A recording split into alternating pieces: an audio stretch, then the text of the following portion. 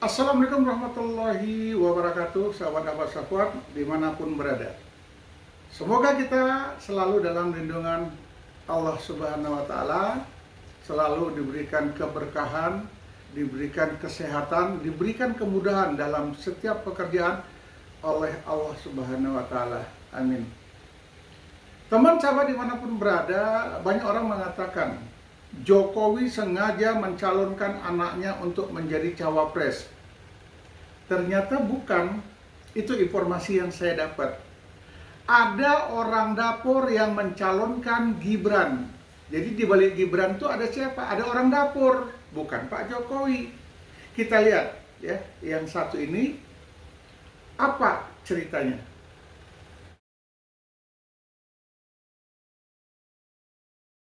Saya paling angkat topi podcast Tempo, Pak. Aduh, Pak. Dia buka semua, Pak. Dia buka semua. Apa itu misalnya? Jadi yang paling ngotot ini untuk menggolkan Gibran sebagai presiden, sebagai cawapres, bukan Jokowi. Bukan ya? Ibu Iriana. Saya tahu dari dia, Pak. Berani.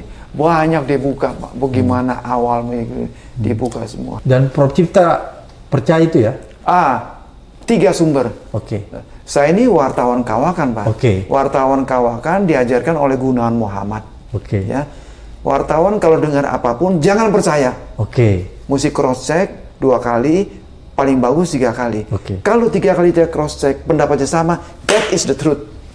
Percayalah. Nah, Jadi, saya lakukan itu. Oke. Ada teman baik saya yang mengatakan bukan Pak Cipta, bukan Pak Jokowi, istrinya. Yang benar istrinya. Tahu dari mana? Saya dapat dari sumber A1. Satu lagi saya cari lagi. Saya masih aktif sebagai wartawan, Pak. Oke. Orang politik sebagai Oh, wartawan. jadi oke. Saya percaya deh. Oh, jadi Prof Cipta menganggap bahwa Gibran masuk jadi wapres, calon Kemauan wakil wapres. ibu. Bukan kemauan Pak Jokowi? Terutama kemauan ibu dilaksanakan oleh Pak Jokowi. Kan ibu memang paling sayang anak, Pak, dibandingkan bapak. Jadi bukan kemauannya Pak Prabowo itu, Gibran? Prabowo. Ya, bukan kemauannya Pak Bukan. Prabowo untuk Prabowo sebetulnya nyesel, Pak. Prabowo tanpa Gibran sudah berkibar, Pak. Sudah bisa menang dia, Pak. Ya. Terus kenapa menyesal sama Gibran? Kan awalnya anjlok-anjlok turun-turun, Pak. Ya. Sebetulnya jadi mengganggu sebetulnya. Enggak, dari mana Prof Cipta tahu bahwa Prabowo menyesal menggandeng Gibran? Iya, ada yang bisikin saya. Oke. Ya, Pak Prabowo tanpa Gibran sudah berkibar luar biasa. Prabowo, ini kan sangat pengalaman, Pak. Oke. Ya, politik apa pengalaman? Gibran nggak ada pengalaman sama sekali. Ya, yang paling konyol itu waktu dia katakan, Pak Prabowo, saya sudah datang apa gitu ya. Seolah-olah Pak Prabowo ini nggak yakin, ketakutan Gibran nggak jadi join dengan timnya ini. Bukan begitu. Ya.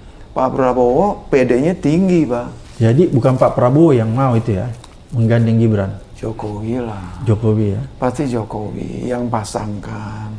Bukan arus bawah yang mau? Bukan. Bukan rakyat? Enggak, bukan. Kalau begitu, kalau menurut Prof Cipta berarti dulu waktu Gibran jadi wali kota di Solo itu juga Pak Jokowi yang suruh atau Gibran sendiri? Jokowi. Bukan inisiatif Gibran? Enggak, Pak Jokowi, Pak. Saya kira Gibran nggak ada talent ya. Oh, Nggak ada talent, nggak ada pemikiran, mau nyemplung jadi penguasa pemerintah. Menurut perkiraan kuat saya gitu, Pak. Oh, jadi yang nggak ada? Sama dengan Kaisang juga sama juga. Oke. Pasti ada di belakang yang kipas-kipas. Oke, kalau begitu berbahaya dong kalau misalnya orang yang tidak punya kapasitas ke sana terus dipaksakan menjadi... Tadi saya katakan sama Pak Abraham, saya sudah kumpulkan ada 9 speech. Oke. 9 speech, saya nggak usah sebut-sebut Oke, gitu ya. satu-satu. Hampir semua mengatakan demikian. Oke. Ini bagaimana? Nggak ada pengalaman sama sekali. Negara kita negara besar, persoalannya sangat rumit, politik, ekonomi, budaya, macam-macam, terorisme. Kalau presiden berhalangan, otomatis diambil alih oleh wakil presiden. Apa Gibran bisa ya, Pak? Sangat diragukan, Pak. Jadi itu yang menurut keraguannya Prof Cipta ya?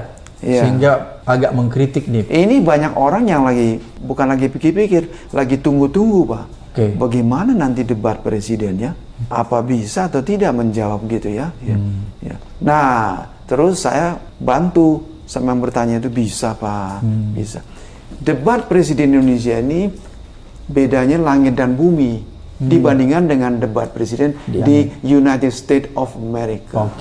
Debat Presiden Indonesia, pertanyaannya sudah ditulis oleh KPU dan diserahkan kepada calon presiden. Suruh baca gitu loh. Nah, nanti dibaca kan, dia nggak ngerti Pak, dipanggil penasehatnya. Penasehatnya namanya Abraham Samad. Tentang hukum kan jago sekali kan. Ini bagaimana, saya mesti jawab bagaimana nih? Nah, kemungkinan besar menurut saya nanti dapat daftar pertanyaan itu untuk Gibran. Ya, Gibran tinggal panggil. Gibran kan punya ahli-ahli juga Pak, punya konsultan juga. Oke, jadi kalau menurut Prof Cipta masalah kapasitas berarti ya? Yes, kapasitas. Oke. Kok bisa tahu kapasitas? Kapasitas bisa dilihat dari background, pengetahuannya, pengalamannya. Ya. Dia tahunya mengenai utang. Nanti ditanya, bagaimana Indonesia bisa membayar utang sebesar 8.000 triliun gitu ya? Dari mana uangnya itu? Dia pasti gelegepan, gitu kan? Jadi berarti coba Pak, kalau ini soal kapasitas ya? Kapasitas, Pak Jokowi mengatakan, kenapa anak saya enggak boleh? Boleh Pak, anak siapa juga boleh maju jadi capres, cawapres. Tidak ada larangan Pak. Konstitusi tidak melarang siapapun nyemplung jadi capres, cawapres.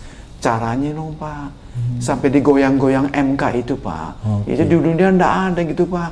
Ya, dibikin khusus, tok buka pintu, masuk Gibran. Kalau nggak ada putusan MK, nggak bisa masuk dia. Nah itu Pak, hampir semua speech ini Pak. Oke, kalau begitu apakah itu pelanggaran? Iya, Tadi pelanggarannya tidak Pak, pelanggarannya di MK. Iya, maksudnya sekarang masih dikejar terus nih Pak.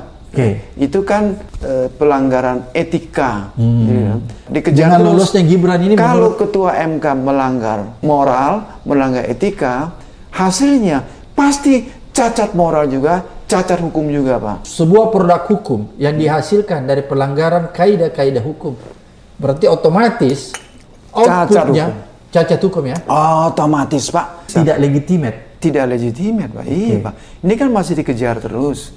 Saya nggak tahu nanti bagaimana. Berarti kalau tidak legitimate pencalonan Gibran tidak sah. Tapi belakangan ini yang dipertanyakan adalah etika dan moralitas Pak Jokowi.